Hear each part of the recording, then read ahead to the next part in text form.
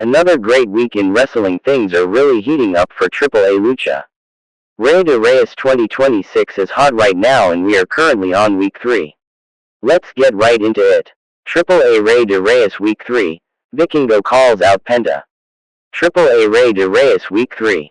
Week 3 of Aaa Rey De Reyes takes place tonight on Fox in Latin America and on YouTube and Facebook in other locations.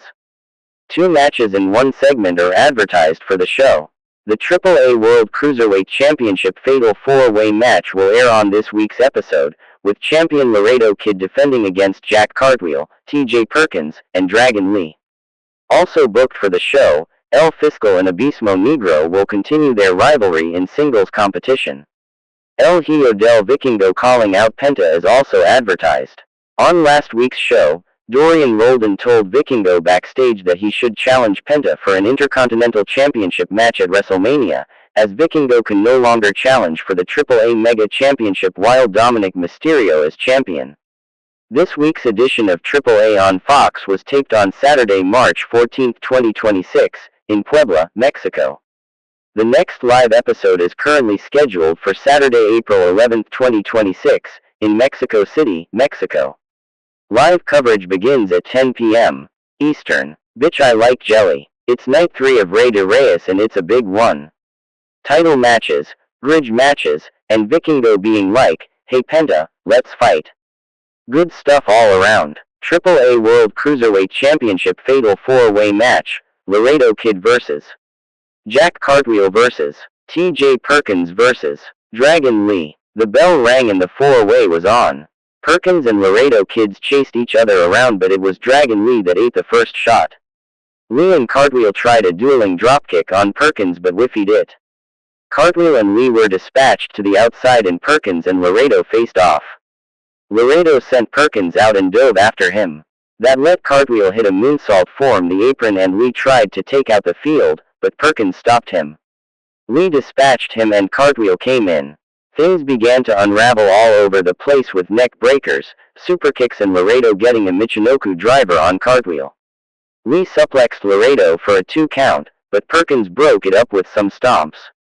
Perkins went after Lee then Laredo, wrapping them up in a double submission until Cartwheel broke it up. Perkins sent Cartwheel to the corner and hit a Meteora on him. Laredo came back in just a Cartwheel was kicking Perkins and ate a senton. Lee got involved and Cartwheel swept his leg and hit a twisting splash. Laredo hit a destroyer DDT on Cartwheel and Lee hit a sit-out powerbomb on Perkins for 2. Lee sent Perkins to the ropes where Laredo dropkicked him. Lee then threw him out and Cartwheel tossed out Lee before hitting a handspring dive onto the group. Lee went back in and Cartwheel went up top, but Perkins pulled him down and took his place. Laredo did the same to Perkins and Lee grabbed him and Cartwheel in a double superplex. Perkins and Lee faced off with Lee getting the upper hand until Perkins snuck in a kick. Lee answered with a knee and then lifted Cartwheel up on the top turnbuckle. Lee hit a slam on Perkins, then Cartwheel hit a moonsault on Perkins. Then Lee used Cartwheel to hit a Styles Clash on Perkins. Laredo broke up the cover. Lee and Laredo squared off with Lee hitting a spiked DDT and running knee. Cartwheel powered up and went for a superana off the top rope but Lee turned it into a double stomp and then hit Operation Dragon, but then Perkins hit him off the top rope and Laredo broke up the pin. Laredo and Perkins fought in the middle of the ring until Lee came in and the double kicked Perkins. Lee then hit a double stomp on Laredo while Cartwheel wandered into frame. Lee hit him by accident, but then hit a suplex on Laredo. Then he dove out onto Cartwheel and ended up clutching his knee. Perkins came in with the title belt and tried to steal one, but Laredo kicked out. He hit a poison rana on Perkins and then stomped his lights out for the 1-2-3 to retain the Cruiserweight title. Match result: Laredo Kid defeated Jack Cartwheel, TJ Perkins and Dragon Lee. Bitch, I like tacos. After the match, Rey Fenix, a former Cruiserweight champion in his own right, came down to congratulate Laredo and let him know that he wants a shot at the belt. Backstage, Las Toxicas talked about how great Flammer is. They ran through a few of her opponents over her 1,000-plus day championship run. She said that on April 11th she will hold a celebration of her title and herself. El Fiscal vs. Abismo Negro. While on the surface this might seem like a fight between an evil accountant and a sad Batman, or a duel of the Batman who laughs cosplayers, there's actually a lot more to it. You see, Fiscal is the son of the original Abismo Negro who died in a drowning accident, and he's not happy about the current Abismo Negro using his father's name. These guys have a long, violent history, so this should be good. Fiscal dropped Negro before the bell even rang, but once it did, Fiscal sent Negro to the outside so he could take off his jacket. Then he dove onto him through the ropes. Fiscal threw Negro back into the ring and splashed him in the corner. He continued throwing punches until Negro pushed him away. Fiscal came back with a superkick and a clothesline, and the two started trading punches in the middle of the ring. Fiscal threw a back elbow and went up top, but Negro pushed him off the turnbuckle and hit a dropkick to put him in his place. Negro took a moment to flex and pose before bouncing Fiscal's head off the turnbuckle. He chopped him against the ropes, but Fiscal responded with a dropkick. Negro came back with a clothesline and then a rear chinlock. Fiscal elbowed out of the hold, but Negro just clubbed him back down and sent him to the corner for some strikes.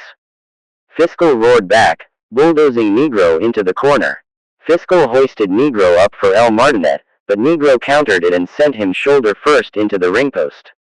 Negro got Fiscal up in a piledriver, but Fiscal countered and rolled him up for the surprise win. Match result: El Fiscal defeated Abismo Negro. After the match, Negro beat down Fiscal and cleared the announce table. Negro put Fiscal on the table and then hit a piledriver. The table held up and Negro escaped back to the ring to gloat. Fiscal was removed via stretcher by EMTs. Bitch, I like chicken. Up next, Vikingo came down to the ring with Dorian Roldan and Omos. Roldan grabbed a mic and asked the crowd to shut up. He said that Vikingo is amazing and the crowd should show him respect and get over his past transgressions because he's the best. Vikingo echoed his statements and then called the wrestler formerly known as Mini Vikingo a fool. He then made fun of his mom for crying at his injuries and threatened to send them both to the morgue. He then shamed the crowd for not giving him the respect he deserves. He said he's leaving to go to WrestleMania because he wants the WWE Intercontinental title. Vikingo then called out Penta. Penta came out to a huge ovation and strutted down to the ring. Penta picked up a mic and asked Vikingo if what he was saying is true. He made fun of Vikingo's pronunciation and said that no one will miss him when he leaves AAA for WWE. Everyone hates him. Penta got in Vikingo's face and almost stepped between them. Penta said that Vikingo doesn't even have the respect of his own mother and looks dumb in his baptism suit. Penta said that he will bust Vikingo open, and if he wants the match, he's got it. They made the match for April 11th in Mexico, not the date or location of WrestleMania, which is interesting. Penta then shoved Vikingo and held the title up in Omos' face, and Penta thanked the crowd as the show went off the air. This was a great episode. Don't forget to like and subscribe. Goodbye.